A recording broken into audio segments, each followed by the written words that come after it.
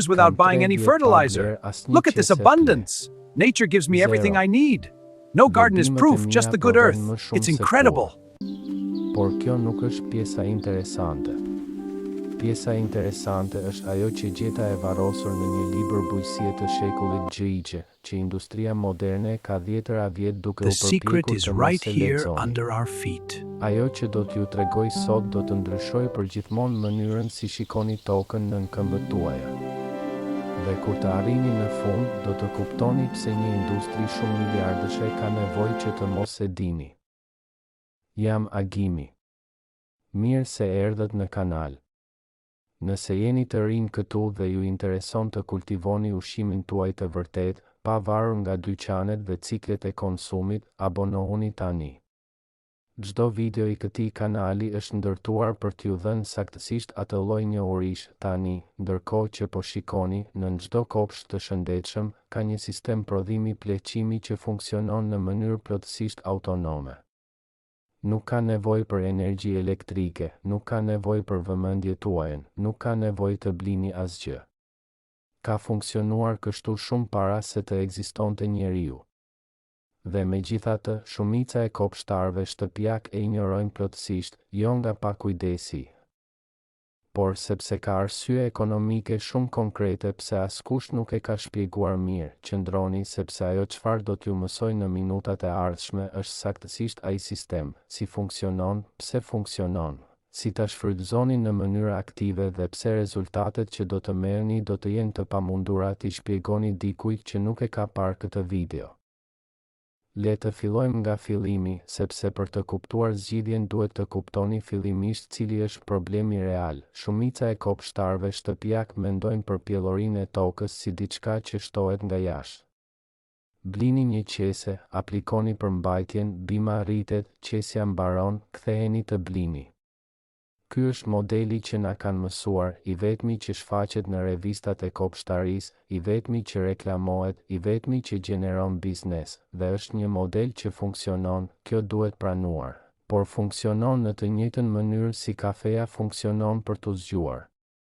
Po, ju mban aktiv, por nuk është e njëjta gjë me të fjeturit mirë, plesia sintetike ushqen bimën.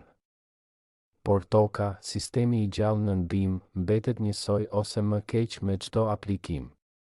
Dhe atje është kurtha. Sepse një bimë që rritet në tokë të vdekur varet përgjithmonë nga plesia e jashtme për të mbijetuar. Keni krijuar një varësi. Bima nuk mund të qëndrojë vetë sepse ekosistemi që do ta mbështeste në mënyrë natyrale ka zhdukur, dhe çfarë qëndron në qendër të atij ekosistemi natyral? Çfarë bën që toka e një pylli pa plehosur nga askush të jetë pafundësisht më pjellore se një fushë kultivimi konvencional pas dekadash pune? Vazhdoni sepse përgjigjja çon tek diçka shumë më konkrete dhe e zbatueshme nga sa imagjinoni. Në vitin 1881, një shkencëtar anglez botoi librin e tij të fundit para se të vdiste. Kishte 40 vjet duke punuar në të herë pas here dhe edhe pse vepra e tij më e famshme kishte revolucionarizuar biologjinë dekada më parë, ai e konsideronte këtë libër final ndoshta si më të rëndësishmin e karrierës së tij. Ky shkencëtar ishte Charles Darwin dhe libri quhej Formimi i dheut vegjetueshëm nëpërmjet veprimit të krimbave. Ajo çfarë Darwin demonstroi në atë libër është baza shkencore e gjithçkaje që do t'ju shpjegoj sot. Darwin mati për vite me radhë shpejtësinë me të cilën krimbat e tokës e rrotullojnë tokën në mënyrë natyrale.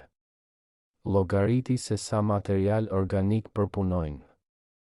Dokumentoi se si galeritë e tyre ajrosin tokën, përmirësojnë kullimin dhe lejojnë rënjet të depërtojnë në shtresa që ndryshe do të ishin të paarritshme. Arriti në përfundimin se krimbat e tokës janë, më shumë se çdo organizëm tjetër, arkitektët e tokës pjellore. Kjo ishte në vitin 1881 dhe gjatë dekadave të mëpasshme, ajo kuptueshmëri ishte boshti qendror i agronomisë serioze.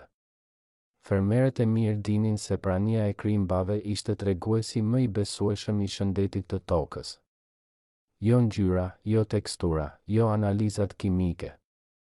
Krimbat, pastaj erdhi lufta e dytë botërore dhe kur mbaroi, diçka ndryshoi në mënyrë të përhershme midis bujqësisë dhe industrisë. Fabrikat industriale që gjatë konfliktit kishin prodhuar shpërthyes në shkallë masive u gjetën në vitin 1945 me një problem shumë konkret.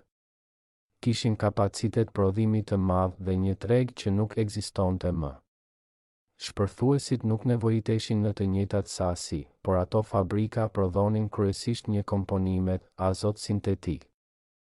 Dhe azoti, siç e di çdo agronom, është lënda ushqyese që më shpejt prodhon rritje të dukshme në bimë.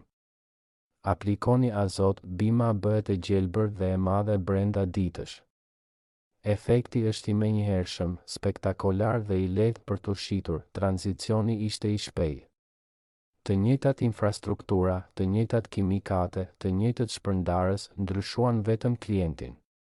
Dhe pothuajse brenda natës, biseda bujqësore globale u zhvendos nga biologjia e tokës drejt kimisë së tokës, nga kultivimi i ekosistemeve drejt aplikimit të komponimerve, nga kuptimi i sistemeve të gjalla tek zëvendësimi i tyre me zgjidhje në qese.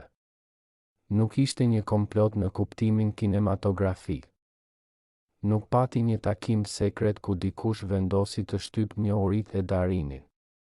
Ishte diçka shumë më e zakonshme dhe shumë më efektive. Ishte ekonomi, një sistem që shfrytëzon atë që ekziston tashmë në tokë falas, është një sistem që nuk gjeneron faturim. Një sistem që kërkon një blerje çdo stin, po rezultati është se 70 vjet marketing shumë mirë i financuar na kanë kushtëzuar të mendojmë për plesin si diçka që vjen nga një fabrikë. Dhe ndërkohë, në çdo kopsh që ka akoma pak jetë, sistemi që Darin përshkroi vazhdon të funksionojë, i ignoruar, i nënshfrytëzuar, duke pritur që dikush ta aktivizojë me vetdije. Kjo është saktësisht ajo çfarë do t'ju mësoj të bëni. Por para se të arrini të zgjidhja, dua të kuptoni mekanizmin real, sepse kur ta kuptoni, zgjidhja do të ketë kuptim të përsosur. Një krim toke nuk ka sy, nuk ka vesh.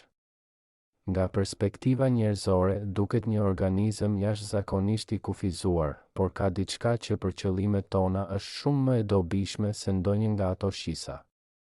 Një ndjeshmëri kimike e jashtëzakonshme e shpërndarë në të gjithë sipërfaqen e trupit të tij. Krimbat e perceptojnë botën pothuajse tërësisht nëpërmjet gradientëve të lagështisë dhe sinjaleve kimike në tokë. Dhe midis të gjitha sinjaleve që mund të zbulojnë, ka një që vepron si magnet në mënyrë veçanërisht të fuqishme. Komponimet e paqëndrueshme që lëshon materia organike në proces kalbëzimi, kur një copë lëvozhe banane, një grusht rrobull kafeje ose disa gjethe marule të vyshkur fillojnë të kalbëzohen në tokë. Mikroorganizmat që i degradojnë lëshojnë një seri komponimesh specifike. Ato komponimerve difuzojnë ngadalë nëpërmjet lagështisë së tokës në të gjitha drejtimet, duke krijuar një gradient kimik të padukshëm. Dhe çdo krim brenda atij rrezeje difuzioni, që mund të jetë befasisht i gjerë, merr atë sinjal dhe fillon të lëviz drejt burimit. Hulumtimi në biologji të tokës ka dokumentuar këtë sjellje me saktësi të konsiderueshme. Krimbat nuk endet rastësisht duke pritur të gjejnë ushqim. Lundrojnë aktivisht duke ndjekur gradient kimik, në të njëjtën mënyrë si një peshkaqe ndjek një gjurmë aromore nëpër ujë. Janë organizma të kërkimit të drejtuar dhe sistemi që do t'ju mësoj shfrytëzon saktësisht atë aftësi, por gjëja me të vërtetë e rëndësishme nuk është që krimbat të arrijnë ushqimin, e rëndësishme është ajo çfarë bëjnë pas. Një krim që ushqehet me materie organike nuk e konsumon thjesht, e përpunon nëpërmjet një sistemi tretës që kombinon coptim mekanik, veprim mikrobik intensiv dhe një kimi të veçantë që e transformon atë material organik në diçka cilësisht të ndryshme. Humus krimbi. Ky quhet castings në anglisht. Është një formë plëndësie që industria moderne ka marrë dhjetëra vjet duke u përpjekur ta riprodhojë pa e arritur plotësisht, dhe ata mbetje i depoziton në një gjurmë të vazhdueshme ndërsa lëviz nëpër tokë, ndërsa drejtohet drejt burimit të ushqimit dhe ndërsa kthehet pas ushqimit nëpërmjet zonës së rrënjëve të bimëve tuaja, direkt ku nevojiten më shumë. Këtu ekonomia bëhet interesante dhe dua të mbani mend këtë fakt. Humus krimbi shitet aktualisht kudo me çmime të larta për qese të vogla. Nëse e keni blerë ndonjëherë, ndoshta e aplikuat me shumë kujdes sepse qesja ishte e vogël dhe çmimi ishte i konsiderueshëm. Tregtohet si ple i kategorisë së parë, pothuajse luksi i kopshtarisë ekologjike. Pse ai çmim? Nuk është marketing, është sepse humus krimbi bën gjëra që plesia sintetike strukturalisht nuk mund t'i bëj. Një ple konvencional funksionon sipas logjikës së 3 numrave që shihni në çdo qese: azot, fosfor, kalium, raporti NPK. Ato elemente paraqiten në forma të tretshme absorbimi të shpejtë që bima mund t'i përdor pothuajse menjëherë. Rezultati i dukshëm është i shpejtë, gjë që është mirë për marketingun, por ajo tretshmëri nënkupton gjithashtu që lëndët ushqyese lixivijohen shpejt me ujitje dhe shi. Piku i lëndëve ushqyese është i shkurtër. Bima ka nevojë për dozë tjetër shpejt. Ai cikël varësie nuk është efekt anësor i sistemit, është sistemi. Humus krimbi funksionon në një logjikë krejtësisht të ndryshme. Lëndët ushqyese që përmban janë të lidhura brenda një matrice biologjike që i lëshon gradualisht në përgjigje të sinjaleve të absorbimit të vetë bimës. Bima merr çfarë i nevojitet kur i nevojitet, jo gjithçka menjëherë, por përtej lëndëve ushqyese, humus krimbi përmban diçka që asnjë laborator nuk ka arritur ta shishkojë në mënyrë efektive. Një densitet të jashtëzakonshëm të jetës mikrobike të dobishme. Baktere dhe kërpudha që formojnë marrëdhënie simbiotike direkte me sistemet rënjore të bimëve. Organizma që fjalë për fjalë zgjerojnë kapacitetin e absorbimit të rënjeve. Që prodhojnë komponime që mbrojnë bimën nga patogjenët, që shbllokojnë mineralet e tokës që ndryshe do të ishin të paarritshme, përmban gjithashtu hormone rritjeje me origjinë biologjike, auxina dhe citokinine, që sinjalizojnë bimën të zhvillojë sisteme rënjore më të gjera dhe të përmirësojë rezistencën ndaj stresit hidrik dhe termik. Dhe përmban acide humike që përmirësojnë fizikisht strukturën e tokës, duke përmirësuar mbajtjen e lagështisë në toka të rëra dhe përshkueshmërinë në toka argjilore. E gjithë kjo është ajo çfarë kopshti juaj mund të prodhojë në mënyrë të vazhdueshme, falas dhe autonome. Sistemi quhet vermikompostim in situ dhe ndryshimi kritik me vermikompostimin konvencional është ajo pjesë e fundit. In situ, në vend, jo në një kontejner të ndarë nga i cili pastaj duhet të transportoni kompostin e gatshëm. Direkt në tokën ku janë rënjet e bimëve tuaja, ajo çfarë ju nevojitet për ta ndërtuar është në thelb një tub PVC ose një kovë plastike me kapak të tipit që mund ta gjeni në çdo dyqan hekuri me pak kostua. Diametri ideal është midis 10 dhe 15 cm, mjaftueshëm i gjerë për të mbajtur një sasi të konsiderueshme materiali organik pa pasur nevojë ta ushqeni çdo ditë, por jo aq i madh që densiteti mikrobik në brendësi të jetë i pamjaftueshëm për të mbajtur një kalbje aktive. Gjatësia totale e tubit ose kovës duhet të jetë midis 45 dhe 60 cm. Objektivi është që afërsisht 2/3 të mbeten të varrosura dhe e treta e sipërme të mbetet mbi tokë si gryk ngarkimi, rreth 10 deri 15 cm. Kjo e vendos pjesën e poshtme të dhomës në thellësi midis 25 dhe 40 cm, që është saktësisht aty ku lagështia e tokës është më e qëndrueshme dhe ku aktiviteti i krimbave është më i madh, para se ta varrosni, shponi vrima. Kjo është e rëndësishme. Përdorni kaçavit 12 deri 20 mm dhe mbuloni të gjithë seksionin që do të mbetet nën tokë me vrima të hapësuara afërsisht çdo 5 deri 7 cm të shpërndara nëpër gjithë perimetrin e tubit. Nuk po ndërtoni një filtr, po ndërtoni një sistem dyersh me sa më shumë pika hyrjeje dhe dalje të jetë e mundur që krimbat të lëvizin lirshëm në çdo drejtim. Më shumë vrima do të thotë më shumë trafik.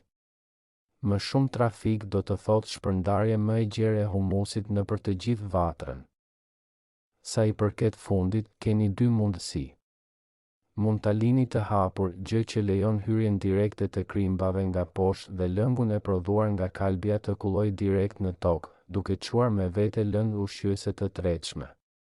ose mund ta mbuloni me copë, rrjete ose geotekstil për të shmangur që mbetjet më të ngurta të bllokojnë bazën, duke mbajtur kalimin të lirë për krimbat. Fundi i hapur është më i thjeshtë dhe pak më efektiv. Rrjeta është më e rregull. Të dyja funksionojnë mirë, vendoseni tubin në qendër të vatrës ose sa më afër qendrës që lejon dizajni juaj.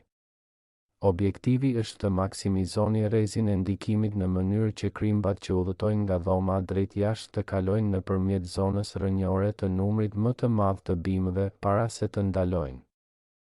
Varroseni tubin, vendosni kapakun dhe infrastruktura është gati, dhe këtu, para se të flas për ushimin e tij, dua të bëj një pauzë sepse ka diçka që më pyesin shumë dhe që ka një përgjigje të rëndësishme. Shumë njerëz më pyesin nëse kanë nevojë të blejnë krimba për të filluar. Përgjigjja e shkurtër është jo. Përgjigjja e gjatë është se nëse toka juaj ka edhe vetëm një nivel minimal jete, tashmë ka krimba. Edhe nëse nuk i shihni. Krimbat e tokës janë jashtëzakonisht të zakonshëm. Një tokë mesatarisht e shëndetshme mund të strehojë midis 100 dhe 400 krimba për metër katror. Problemi nuk është se nuk janë aty, është se nuk keni asgjë që i tërheq drejt vendit ku dëshironi të jenë. Kjo është saktësisht ajo çfarë bën tubi. Nuk fut krimba të reja. Përqendron ato që tashmë keni në vendin ku aktiviteti i tyre ju është më i dobishëm dhe i mban aktive dhe produktive vazhdimisht. Nëse keni tokë shumë të degraduar me pak materie organike dhe aktivitet biologjik të ulët, procesi mund të marrë pak më shumë kohë.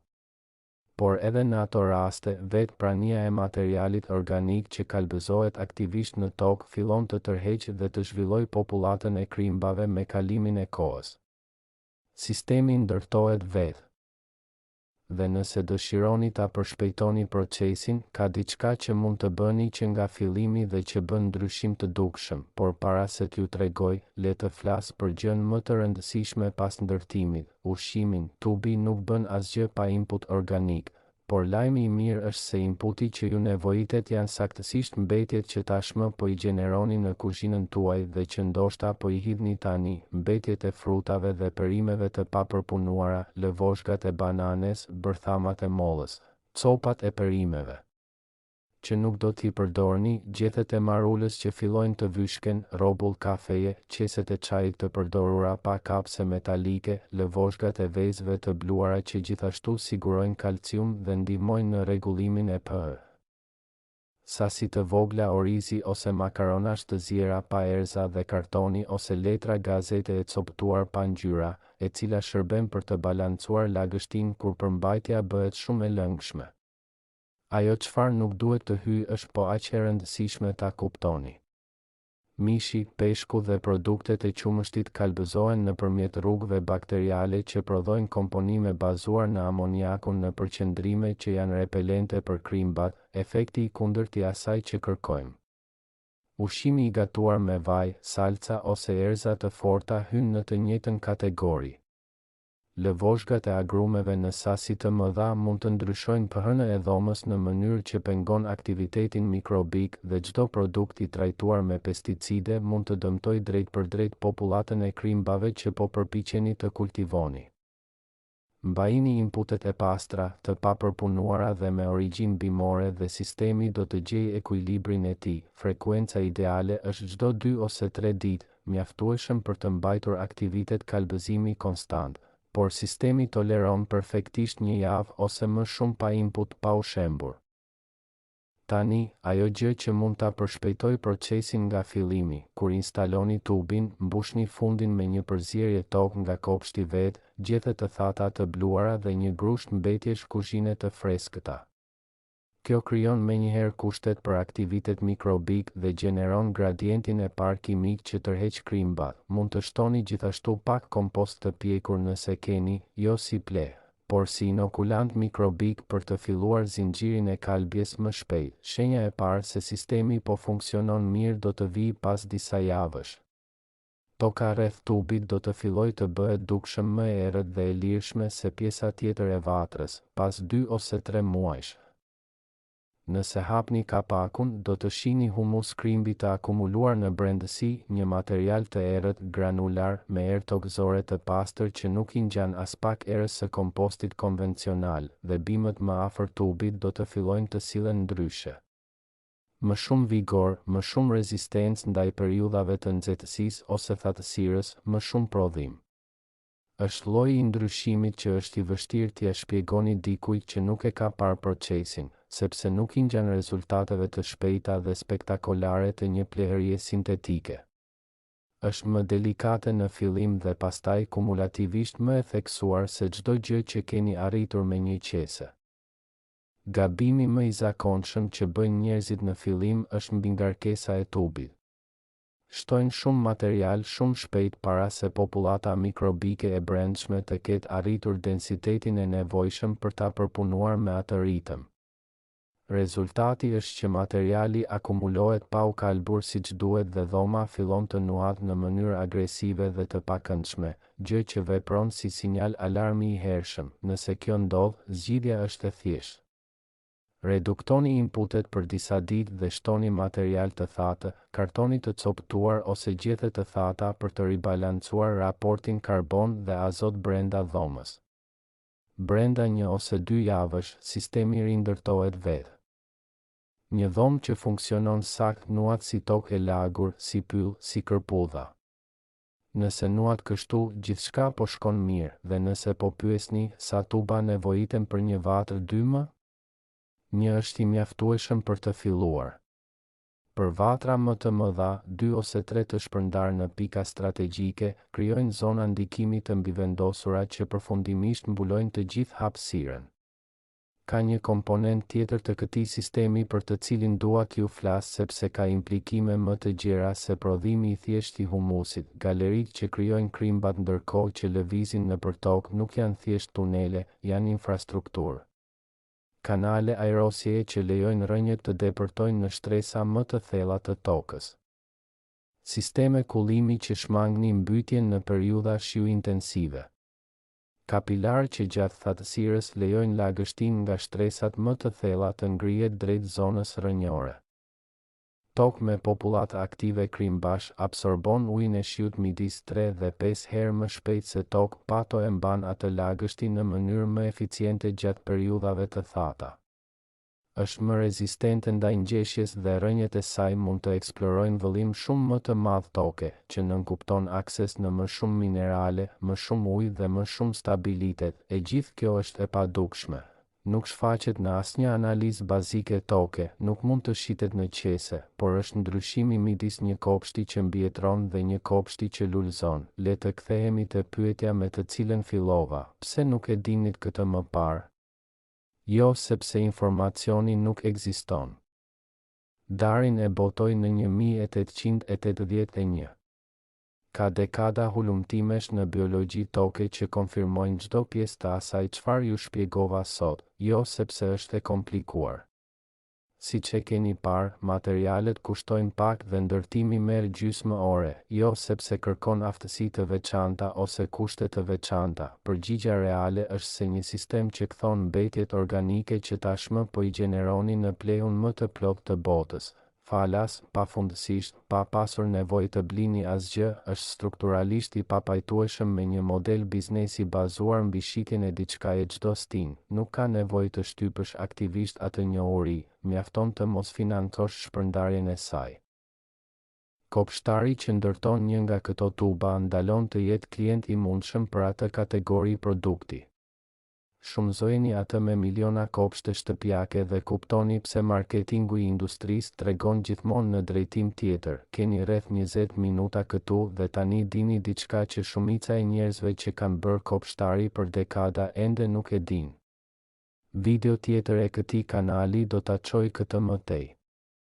Do t'ju tregoj një teknikë për të rindërtuar tokë plotësisht të degraduar, të ngjeshur dhe pa jetë, brenda 2 muajve, duke përdorur vetëm materiale që shumica e njerëzve i hedhin, pa lëvrim, pa amendamente nga dyqani, vetëm biologji, duke punuar në mënyrën që gjithmonë duhej.